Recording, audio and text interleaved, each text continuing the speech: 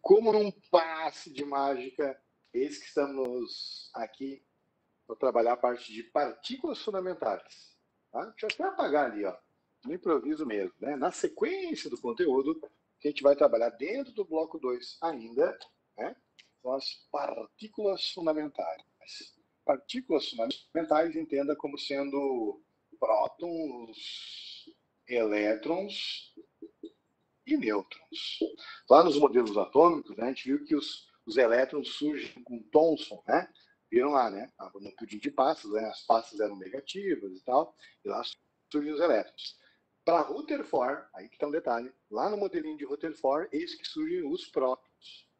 Aliás, no modelo de Rutherford, é bom lembrar que os prótons estão no núcleo, os elétrons estão na eletrosfera, e no núcleo do átomo, para Rutherford, não existiam os nêutrons. Os nêutrons surgem quase 30 anos depois com Chadwick. Então, assim, ó, 2 motivos para o modelo de Rutherford não estar correto. Primeiro deles, como é que pode um núcleo ser formado só com prótons sem haver repulsão e o fim desse átomo? Então, a resposta é, nêutrons aparecem aí. Segundo erro do Rutherford, como é que podem elétrons estarem circulando ao redor do núcleo e não colidirem com o núcleo, já que o núcleo é positivo e o elétron é negativo? Como é que pode acontecer isso? Porque tem as camadas eletrônicas do modelo de Bohr. Bom, então, agora, a partir de agora, a gente vai trabalhar com prótons, nêutrons e elétrons.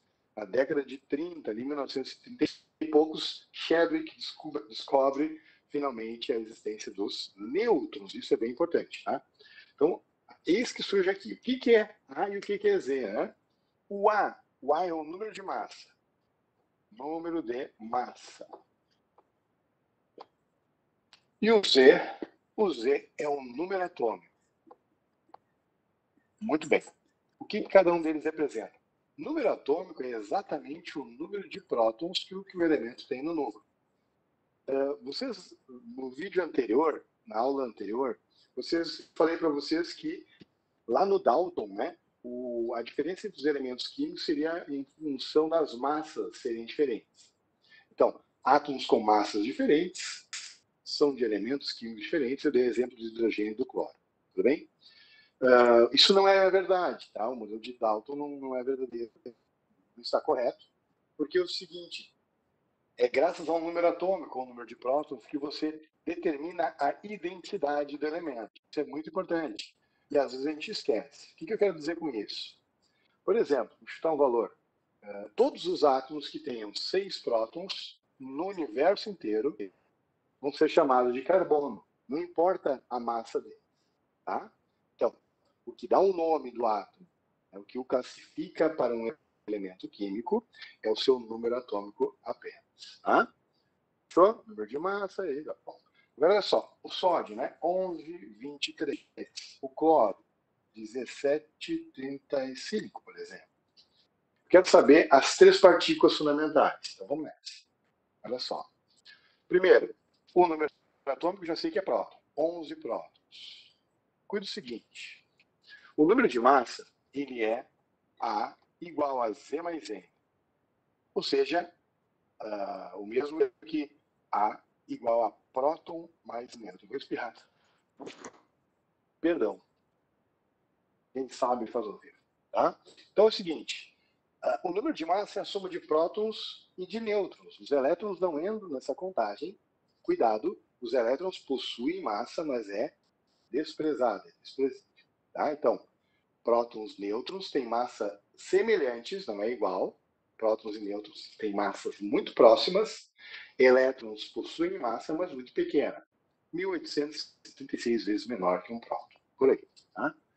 Bom, quantos elétrons ele tem? Repare que aqui em cima não tem nem positivo nem negativo. Ou seja, não é um cátion nem um ânion. Ele é um átomo neutro. Então ele tem 11 elétrons, certo? Agora o principal, tá? Quantos nêutrons ele tem? Bom, para descobrir nêutron, eu faço como? Nêutron igual a número de massa menos atômico. Traduzindo, né? O de cima menos o de baixo. 23 menos 11, 12 nêutrons. Aqui. Fechou? Beleza. Assim, né? Aqui. Já sei que o número atômico é esse. Então, 17 prótons. Bonito. Como ele é um átomo neutro, como é que tu sabe que é um átomo neutro? Porque aqui em cima não tem nem mais, nem menos. Nem mais, nem menos. E quando isso acontece, próton é igual a elétron. Tá? Então, aqui, 17 elétrons. Quantos nêutrons? 35 menos 17 dá 18. Então, nós temos 18 nêutrons. 18 nêutrons. Fechou? Essas são as partículas fundamentais. Tá? Próton, nêutron e elétron. Bom, agora é o seguinte. Vamos pensar em cátion, vamos pensar em ânion. Né? O cátion é positivo e o ânion é negativo. Tem gente que confunde isso ainda, tá? Mas eu vou dar uma dica para vocês. Cátion, ânion. Qual é a palavra que tem mais N de negativo? Né? Entre cátion e ânion, a palavra ânion tem 2 N's de negativo. Por isso que ânion é negativo e cátion é positivo. Tá? Pode ser amizade, mas é para ajudar. Então, ânion tem 2 N's, ele é negativo. Outra coisa, o cátion é positivo porque ele perde elétrons. O ânion é negativo porque ele ganha elétrons. Se eu ganho algo negativo, eu fico negativo.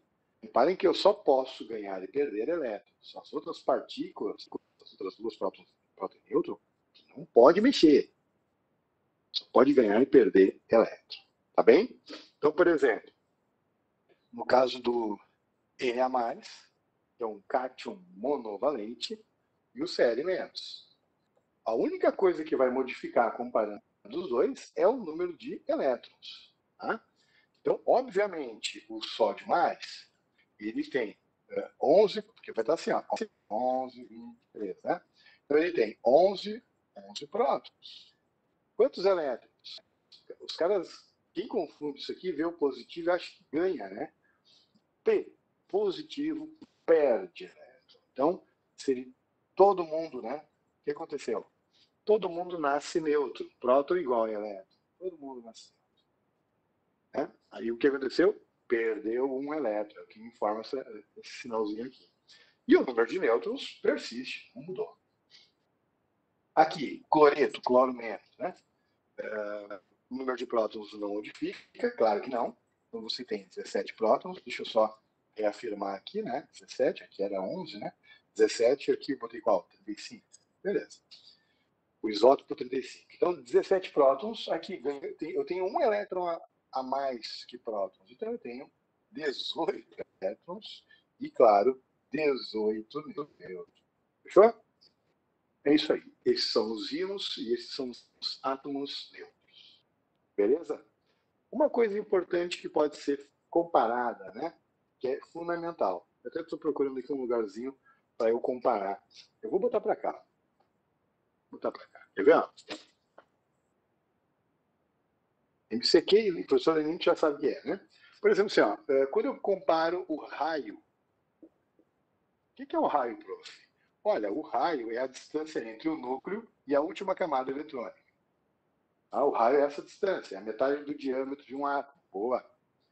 Então, o que acontece? Quando eu comparo assim, ó, sódio com sódio mais, significa dizer que o sódio mais ganhou ou perdeu elétron? Positivo perde elétron. Perdeu elétron. Quando você perde elétron, você perde cinturinha. Você perde medidas de raio.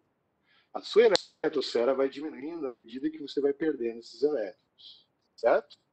Então, entre sódio e sódio mais, o átomo de sódio ganha do sódio mais. Certo? Entre cloro e cloreto, o cloreto comparado com o cloro ganhou um elétron. Engordei. Ganhei elétron, ganhei medida, olha o raio. Vai aumentando à medida que eu vou ganhando elétron. Então, o ânion sempre vai ter uma cinturinha, sempre vai ter um raio maior do que o seu respectivo átomo neutro. Traduzindo, se eu ganho elétron, eu ganho raio, se eu perco elétron, eu perco raio. Perfeito? Não pode confundir. Cátion perde elétron, é positivo porque perde. Ânion é negativo porque ganha elétron, que é negativo também. Certo? Fechou? Esse foi curtinho, né? Esse foi curtinho. porque partículas fundamentais é bem legal. Certo?